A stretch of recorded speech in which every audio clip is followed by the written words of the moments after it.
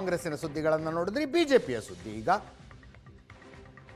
Cross ವೋಟಿಂಗ್ನ ಆಘಾತದಿಂದ BJP ಇನ್ನು ಚೇತರಿಸಿಕೊಂಡಿಲ್ಲ. ದೆಹಲಿಗೆ ಪ್ರಮುಖ ನಾಯಕರುಗಳು ಹೋಗಿ ಸ್ವತಃ ರಾಷ್ಟ್ರೀಯ ಅಧ್ಯಕ್ಷರನ್ನ ಭೇಟಿಯಾಗಿ ಎಕ್ಸ್ಪ್ಲನೇಷನ್ ಕೊಟ್ಟು ಬಂದಿದ್ದಾರೆ. ಅಲ್ಲಿ ಏನೇನಾಯ್ತಂತೆ, ದೆಹಲಿಯಲ್ಲಿ ನಡೆದದ್ದೇನು,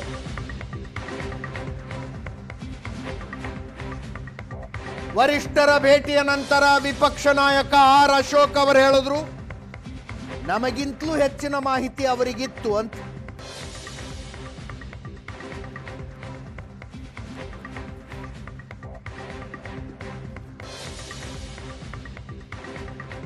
ಮೂರು ಜನ ಹೋಗಿದ್ದು ಇಲ್ಲಿಂದ, ವಿಪಕ್ಷ ನಾಯಕ ಆರ್ ಅಶೋಕ್, ರಾಜ್ಯಾಧ್ಯಕ್ಷ ವಿಜಯೇಂದ್ರ ಹಾಗೂ ಚೀಫ್ ವಿಪ್ ದೊಡ್ಡನಗೌಡ ಪಾಟೀಲ್, ಮುಖ್ಯ ಸಚೇತಕ.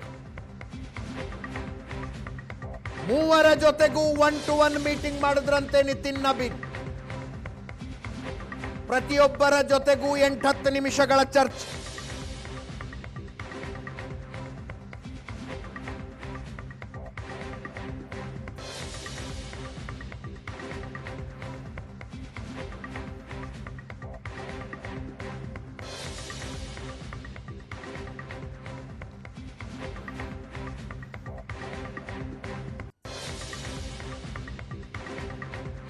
ಚುನಾವಣಾ ಪ್ರಕ್ರಿಯೆಯ ಬಗ್ಗೆ ಸುದೀರ್ಘವಾಗಿ ಮಾತನಾಡಿ ಮಾಹಿತಿ ತಗೊಂಡ್ರಂತೆ.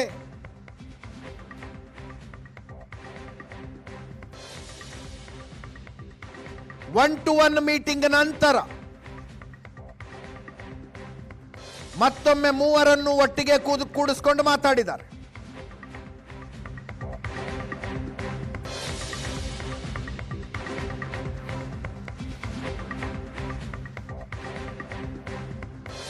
ಎಲ್ಲಿ ಮಿಸ್ಟೇಕ್ ಹೊಡಿತು ಅನ್ನೋದನ್ನು ತಿಳ್ಕೊಳ್ಳೋ ಪ್ರಯತ್ನ ಮಾಡಿದ್ದಾರೆ ದೆಹಲಿಯಲ್ಲಿ.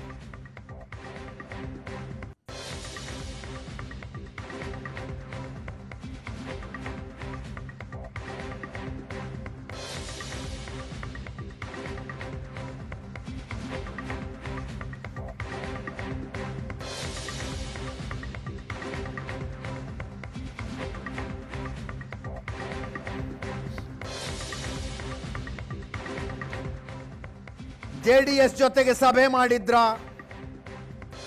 ಜೆಡಿಎಸ್ಸಿಗೆ ಬಿಜೆಪಿಯ ಯಾವ್ಯಾವ ಶಾಸಕರು ಓಟ್ ಹಾಕೋದು ಅನ್ನೋದನ್ನ ಯಾವಾಗ ಹೇಳಿದ್ರಿ, ಎಲ್ಲ ಶಾಸಕರುಗಳನ್ನ ವಿಶ್ವಾಸಕ್ಕೆ ತಗೊಂಡಿದ್ರ,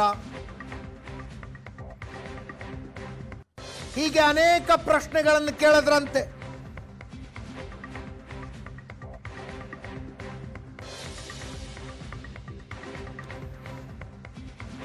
ನಿನ್ನೆ ಒಂದು ಸುದ್ದಿ ಹರಿದಾಡ್ತು,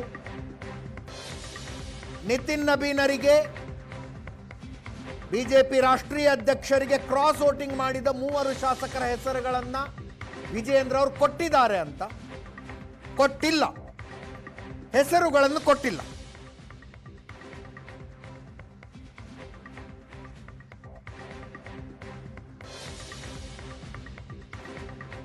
ಸತ್ಯಶೋಧನಾ ಸಮಿತಿಯನ್ನೇನು ರಚನೆ ಮಾಡಿದ್ದಾರೆ, ಅದರ ವರದಿ ಬಂದ ಮೇಲೆ ಮತ್ತೆ ಬನ್ನಿ ಅಂತ ಹೇಳಿ ಕಳಿಸಿದ್ದಾರೆ.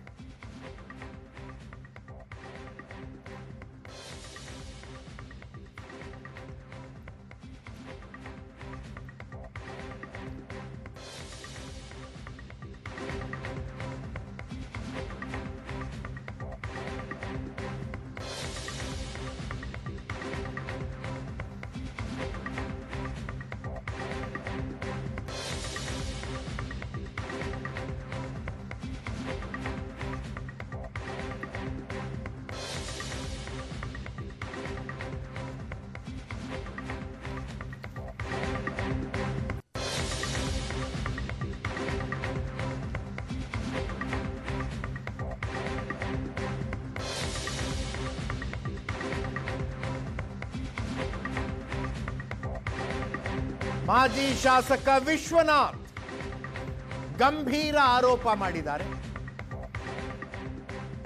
ಸಕಲೇಶ್ಪುರದ ಮಾಜಿ ಶಾಸಕ ಎಚ್.ಎಂ. ವಿಶ್ವನಾಥ್ ಸಿಮೆಂಟ್ ಮಂಜುಗೆ 5-10 ಕೋಟಿ ದುಡ್ಡು ಬಂದಿದೆ ಕ್ರಾಸ್ ವೋಟಿಂಗ್ ಮಾಡಿದ್ದಕ್ಕೆ.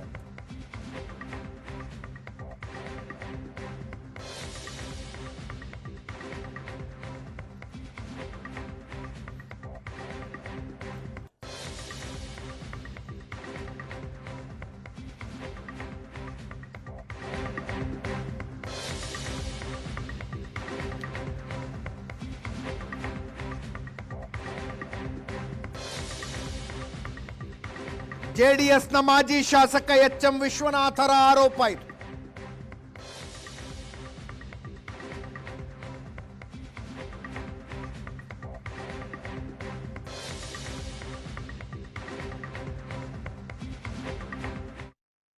ದುಡ್ಡು ಮಾಡೋದಾದ್ರೆ ಈಗ ಅಲ್ಲಿ 5 ಕೋಟಿ 6 ಕೋಟಿ 10 ಕೋಟಿ ಕೊಟ್ರಲ್ರಿ ಇಂಥದ್ದು ಮತಚೋರಿ ಕ್ರಾಸ್ ಎಲ್ಲ ಮಾಡಿದ್ರಲ್ಲ ಇವರೇ ಎಲ್ಲ ಮಾಡಿದ್ದಲ್ಲೇನ್ರಿ ದುಡ್ಡು ಸಿಕ್ತಲ್ಲ ಅದು ಸಾಕಲ್ವಾ ದೊಡ್ಡ ದುಡ್ಡು ಇವನು 10% ಅಂದರೆ 20 ಲಕ್ಷಕ್ಕೆ ಎಷ್ಟಾಗತ್ತೆ ರೀ 2 ಲಕ್ಷ ಆಗುತ್ತಾ 2 ಲಕ್ಷದ ಆ ಎಂಜಲ್ ಕಾಸಿಗೆಲ್ಲ ಬರಬೇಕೇನ್ರಿ ಏನ್ರಿ ದುರಂತ JJM ಅಲ್ಲಿ ಲೂಟ್ ಮಾಡಿದ್ದಾರೆ JJM ಅಲ್ಲಿ 18 ವರ್ಕ್ಗಳು ಸ್ಟಾಪ್ ಆಗಿದೆ JJM ವರ್ಕ್ ಆಗ್ತಾ ಇಲ್ಲ ಪರ್ಸೆಂಟೇಜ್ ಗಲಾಟಿ ಡ್ರಗ್ಸ್ನವರು ಇಲ್ಲಿ ತಕ್ಕತ್ತೈ ಅಂತ ಕುಣಿತಾ ಇದ್ದಾರೆ ಅವ್ರನ್ನ ತಡೆಯೋಕ್ಕೆ ನಮ್ಮ ಶಾಸಕರಿಗೆ ತಾಕತ್ತಿಲ್ಲ ಅಲ್ಲರೆ ದುಡ್ಡು ಮಾಡೋದಾದ್ರೆ ಈಗ ಅಲ್ಲಿ 5 ಕೋಟಿ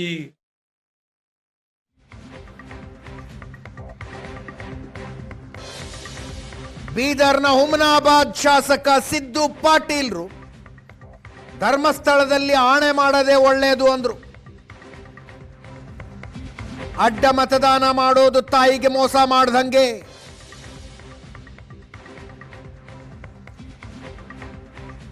ತಾಯಿಗೆ ಮೋಸ ಮಾಡಿದ್ರೆ ಯಾರ ಮೇಲೆ ವಿಶ್ವಾಸ ಇಡಬೇಕು? ಧರ್ಮಸ್ಥಳದಲ್ಲಿ ಆಣೆ ಮಾಡಿಸೋದು ಒಳ್ಳೆಯದು ಅಂದ್ರು.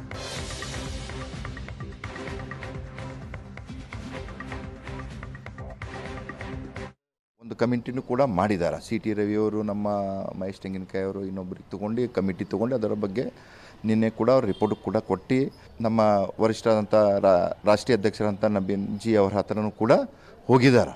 ಇವತ್ತು ಮೊನ್ನೆ ರಾಜ್ಯಾಧ್ಯಕ್ಷರು ಹೇಳಿದ ಹಾಗೆ ಧರ್ಮಸ್ಥಳಕ್ಕೆ ಹೋಗಿ ಪ್ರಮಾಣ ಮಾಡಬೇಕಂತ ಹೇಳಿದ್ದಾರೆ. ಅದನ್ನು ಕೂಡ ಒಳ್ಳೆಯದಿದೆ ಗೊತ್ತಾ. ಯಾಕಂತಂದರೆ ಇದು ಅಡ್ಡ ಮತದಾನ ಮಾಡೋದಂತಂದರೆ ತಾಯಿಗೆ ಮೋಸ ಮಾಡಿದಕ್ಕೆ. ಯಾಕೆ ಗೊತ್ತಾ, ಒಂದು ಪಕ್ಷ ಅಂತಂದರೆ ನಮ್ಮ ತಾಯಿ ಥರ. ಈಗ ತಾಯಿಗೆ ಮೋಸ ಮಾಡ್ಯಾರ ಅಂತಂದ್ರೆ ಯಾರ ಮ್ಯಾಗ ವಿಶ್ವಾಸ ಮಾಡಬೇಕು? ಅದಕ್ಕಾಗಿ ಆ ಭಗವಂತ ಮ್ಯಾಗ ಆಣೆ ಮಾಡಬೇಕಂತ ಏನು ಹೇಳಿದಾರ. ನಾವು ಕೂಡ ಸಿದ್ಧಿದ್ದೆವು, ಎಲ್ಲರೂ ಕೂಡ ನಾವು ಹೋಗಿ ಪ್ರಮಾಣ ಮಾಡಕ್ಕೆ ಇದ್ದೆವು. ಮತ್ತು ಯಾರು ಈ ಅಡ್ಡ ಮತದಾನ ಮಾಡಿದಾರ ಅವ್ರ ಮ್ಯಾಗ ಕಠಿಣ ಕ್ರಮ ತಗೋಬೇಕು. ಭಾರತೀಯ ಜನತಾ ಪಕ್ಷ ಇಡೀ ವಿಶ್ವದಲ್ಲೇ ಅತಿ ಹೆಚ್ಚು ಸದಸ್ಯತ್ವ ಹೊಂದಿದಂಥ ಪಕ್ಷ ಅಂತಂದ್ರೆ ನಮ್ಮ ಭಾರತೀಯ ಜನತಾ ಪಕ್ಷ ಇದೆ. ಇಂಥ ಒಂದು ಪಕ್ಷಕ್ಕೆ ಈ ಥರ ದ್ರೋಹ ಮಾಡ್ತಾರಂತಂದ್ರೆ ಅವರು ಹುಟ್ಟಿದಂಥ ತಾಯಿಗೆ ಧೋಖಾ ಮಾಡಿದಪ್ಲೆ ಆಗ್ತದಂತ ನಾನು ಹೇಳೋಕ್ಕೆ ಇಚ್ಛೆಪಡ್ತೀನಿ. ನಮ್ಗೆ ಯಾರೂ ಕೂಡ ನಮ್ಗೆ ಸಂಪರ್ಕ ಮಾಡಿಲ್ಲ. ಯಾಕೆ ಅವ್ರಿಗೆ ಗೊತ್ತಿದೆ ಇವು ಸಿದ್ದು ಪಾಟೀಲ್ ಅಂತಂದ್ರೆ BJP ಅಂದರೆ ಸಿದ್ದು ಪಾಟೀಲ್ ಅಂತ. ಅದ್ರ ಬಗ್ಗೆ ಯಾರೂ ಕೂಡ ನಮ್ಗೆ ಆ ಥರ ಸಂಪರ್ಕವೂ ಮಾಡಿಲ್ಲ. ಅದಕ್ಕೆ ನಾವು ಯಾವುದಕ್ಕೂ ಕೂಡ ಕಿವಿಗೊಳ್ಳಕ್ಕೆ ಹೇಳಿಲ್ಲ. BJPದ ಕೆಲಸಗಳನ್ನು ನೋಡಿ ಇವತ್ತು ಅನೇಕ ಮುಖಂಡರುಗಳು, ಲೀಡರ್ಗಳು ನಮ್ಮ ಪಕ್ಷಕ್ಕೆ ಸೇರ್ಕೊಂಡು ಹೋಗ್ತಾ ಇದ್ದಾರೆ. ಈ ಅಡ್ಡ ಮತದಾನ ಮಾಡಿ ಇನ್ನು ಪಕ್ಷಕ್ಕೆ ದ್ರೋಹ ಮಾಡಿದ್ದಾರೆ. ಇವತ್ತು ತಾಯಿಗೆ ದ್ರೋಹ ಮಾಡಿದಪ್ಲೆ ಇವತ್ತು ಯಾರು ಮಾಡಿದ್ದಾರೆ ಅವರು? ಈಗ ನೋಡಿ, ಅದೆಲ್ಲ ತೀರ್ಮಾನ ಮಾಡೋದು ನಮ್ಮ ಹೈಕಮಾಂಡ್ ಇದೆ, ವರಿಷ್ಠ ನಾಯಕರುಗಳಿದ್ದಾರೆ, ರಾಷ್ಟ್ರೀಯ ನಾಯಕರುಗಳಿದ್ದಾರೆ. ಇದ್ರ ಬಗ್ಗೆ ನಾನು ಯಾವುದು ಪ್ರತಿಕ್ರಿಯೆ ಕೊಡಬಲ್ಲ. ನಮ್ಮ ರಾಷ್ಟ್ರೀಯ ನಾಯಕರು ಅದ್ರ ಬಗ್ಗೆ ಇದು ಮಾಡ್ಕೊಂಡು ಹೋಗ್ತಾರೆ. ರಾಜ್ಯಾಧ್ಯಕ್ಷರಿರಲಿ, ಅಪೋಸಿಷನ್ ಲೀಡರ್ ಇರಲಿ, ಯಾರು ಕೂಡ ಇರಲಿ, ಯಾರ ಮನಸ್ಸಿನಾಗ ಏನಿದೆ ಅಂತ ಅವ್ರಿಗೇನು ಗೊತ್ತಾಗುತ್ತೆ ಪಾಪ. ಅವ್ರೇನು ಪಕ್ಷ ಸಂಘಟನೆ ಮಾಡಬೇಕು ನಿರ್ದೇಶನ ಕೊಟ್ಟಿದ್ದಾರೆ, ಆ ಪಕ್ಷ ಸಂಘಟನೆಯಲ್ಲಿ ನಡೀತಾ ಇದೆ. ಇವತ್ತು ಕೆಲವು ಭ್ರಷ್ಟ ಇವು ರಾಜಕಾರಣಿಗಳನ್ನು ಆಮಿಷ ಒಡ್ಡಿ ಈ ಥರ ಏನು ಮಾಡ್ಕೊಂಡು ಹೋಗ್ತಾ ಇದ್ದಾರೆ. ಯಾಕೆ ಕಾಂಗ್ರೆಸ್ದವ್ರಿಗೆ ಹೇಳಬೇಕು, ಇವತ್ತು ಪ್ರಜಾಪ್ರಭುತ್ವ ಮತ್ತು ಸಂವಿಧಾನ ಪ್ರಕಾರ ಅಂತ ಮಾತಾಡ್ತಾರೆ ಅವರು. ಆದರೆ ಈ ಥರ ಅಡ್ಡ ಮತದಾನ ಮಾಡ್ಲಿಕ್ಕೆ ಆಮಿಷ ಒಡಿ ಯಾಕೆ ಮಾಡ್ಕೋದು, ಕುದುರೆ ವ್ಯಾಪಾರ ಯಾಕೆ ಮಾಡ್ತಾರ? ಎಸ್, ಆನಂದ ಬೈದನ ಮನೆ ಒಂದು ಕ್ವಿಕ್ ರಿಯಾಕ್ಷನಿಗೆ ನಮ್ಮ ಜೊತೆಗಿದ್ದಾರೆ. ಆನಂದ, ದಿಲ್ಲಿಗೆ ಹೋದಾಗ ಮೂವರ ಜೊತೆಗೆ 1-to-1 ಮೀಟಿಂಗ್ ಸ್ವಲ್ಪ ಸರ್ಪ್ರೈಸ್ ಆಯಿತು. ಎಸ್, ಅಜಿತ್ ಅವರು ದೆಹಲಿಗೆ ಹೋಗಬೇಕಾದ್ರೆ ಎಲ್ಲ ಜೊತೆ ಕುಳಿಸ್ಕೊಂಡು ನಾವು ಮೀಟಿಂಗ್ ಮಾಡ್ತಾರೆ ಅಂತಕ್ಕಂಥ ಲೆಕ್ಕಾಚಾರದಲ್ಲೇ ಹೋದರು. ಆದರೆ ಹೋದಾಗ ಇವ್ರಿಗೆ ಶಾಕಿಂಗ್ ಅಂತಂದರೆ ನೀವು ಒಬ್ಬೊಬ್ಬರೇ ಬನ್ನಿ ಅಂತಕ್ಕಂತ ಹೇಳಿದರು. ಆರಂಭಿಕವಾಗಿ ಇಲ್ಲಿ ಭಾಳ ಮುಖ್ಯ ಅಂತಂದರೆ ಪ್ರತಿಪಕ್ಷ ನಾಯಕ ಅಶೋಕ್ ಇರ್ಬೋದು, ವಿಜೇಂದ್ರ ಇರ್ಬೋದು, ದೊಡ್ಡನಗೌಡ ಪಾಟೀಲ್ ಬರಬೇಕು, ಇವ್ರನ್ನೆಲ್ಲರೂ ಪ್ರತ್ಯೇಕವಾಗಿ ಕರೆದು ಮಾತಾಡೋದು ಭಾಳ ವಿಶೇಷ. ಯಾಕಂದರೆ ಎಲ್ರಿಗೂ ಒಂದು ಜವಾಬ್ದಾರಿಗಳನ್ನು ಕೊಡಲಾಗಿತ್ತು. ಅಂದರೆ ಆ ಜವಾಬ್ದಾರಿಗಳು ಎಷ್ಟರ ಮಟ್ಟಿಗೆ ನಿಭಾಯಿಸ್ತಿರೋದು ಕೂಡ ಮುಖ್ಯ ಆಗುತ್ತೆ. ಯಾಕಂದರೆ ಲೀಸ್ಟ್ ಮಾಡೋದಿರ್ಬೋದು, ಅಥವಾ MLAಗಳನ್ನ ಕರೆದು ಅವ್ರನ್ನ ಓಟ್ ಹಾಕಿಸಿ ಕರೆಕ್ಟಾಗಿ ಓಟ್ ಹಾಕೋತಾರೆ, ಅವ್ರಿಗೆ ಡೈರೆಕ್ಷನ್ ಕೊಟ್ಟು ಓಟ್ ಹಾಕಿಸಿ ಹೊರಗಡೆ ಕರ್ಕೊಬರೋ ಕೂಡ ಜವಾಬ್ದಾರಿಗಳನ್ನ ನಿಭಾಯಿಸಬೇಕಾಗಿತ್ತು. ರವಿಕುಮಾರ್ ಏಜೆಂಟರ ಕೆಲಸ ಮಾಡ್ತಾಯಿದ್ರು, ದೊಡ್ಡನಗೌಡ ಪಾಟೀಲ್ ವಿಪ್ ಇದ್ದಾರೆ, ಅವರು ಮೇಜರ್ ಜವಾಬ್ದಾರಿಯನ್ನು ತೆಗೆದುಕೊಂಡು ಒಟ್ಟಾರೆ ಈ ಇಡೀ ವ್ಯವಸ್ಥೆ ಒಳಗಡೆ ಒಂದು ಇವೆಂಟನ್ನು ಸರಿಯಾಗಿ ಮ್ಯಾನೇಜ್ ಮಾಡಿಲ್ಲ ಅನ್ನೋದನ್ನು ನೇರವಾಗಿ ಅವರು ಹೈಕಮಾಂಡ್ ಭಾಳ ಸ್ಪಷ್ಟವಾಗಿ ಈ ನಾಯಕರಿಗೆ ಹೇಳಿ ಕಳಿಸಿದೆ.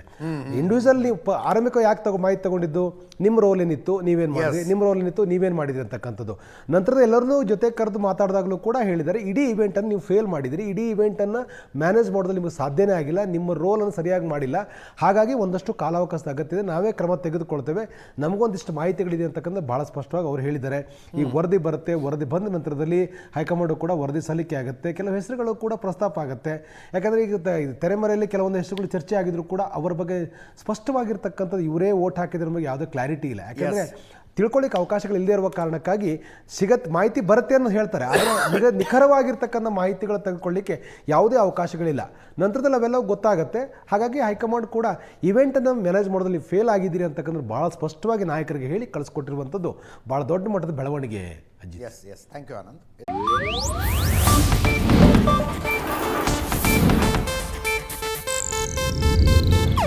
ಇದು ಏಷ್ಯಾನೆಟ್ ನ್ಯೂಸ್ ನೆಟ್ವರ್ಕ್ ಪ್ರಸ್ತುತಿ.